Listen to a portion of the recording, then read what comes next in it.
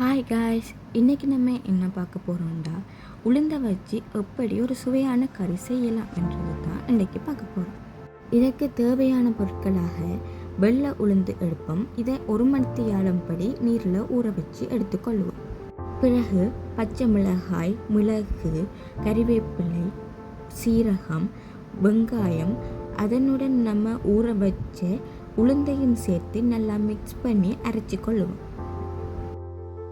அதன் பிறகு அந்த கலவையோட தேவையான அளவு உப்பு சேர்த்து அதையும் நன்றாக மிக்ஸ் பண்ணி கொள்ளுவோம்.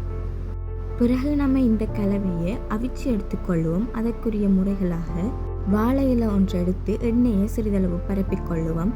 அதன் மேலே இந்த கலவையை சேர்த்து நல்ல தட்டையாக மேற்பரப்பை அதிகரித்தவாறு பரப்பிக்கொள்ளுவோம்.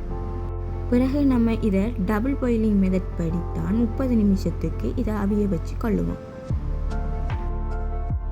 அவிச்சு எடுத்துக்கொண்ட பின்னர் அதை நம்ம சிறு சிறு துண்டுகளாக கியூப் மாதிரி வெட்டிக்கொள்ளுவோம். இந்த கியூப்பாக வெட்டின துண்டுகளை டிரெக்டாக குழம்புல சேர்த்து நம்ம குழம்பு செய்யலாம்.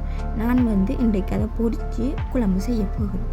குழம்பு செய்வதற்காக எண்ணெய் சேர்க்காமல் வெங்காயம், கருவேப்பிலை, சீரகம் என்பவற்றை நம்ம சேர்த்து கொள்ளுவோம். பிறகு அதனுடன் 4 கரண்டி அளவுக்கு மிளகாய் தூள்களை நம்ம சேர்த்து கொள்ளுவோம். பிறகு தேங்காய் துருவி எடுக்கப்பட்ட முதலாவது பாலை இதனுடன் சேர்த்து கொள்ளுவோம். பிறகு இது கொதிக்க ஆரம்பித்தவுடன் வெட்டி வைக்கப்பட்ட உளுந்து துண்டுகளை நம்ம இந்த கறியுடன் சேர்த்து கொள்ளுவோம். பிறகு இதனை ஒரு 5 to 10 நிமிடத்திற்கு அப்படியே கொதிக்க விட வேண்டும். பிறகு நன்றாக கொதிக்க ஆரம்பித்தவுடன் நம்ம இந்த கறியை மூடி பரிமாறிக்கொள்ளலாம்.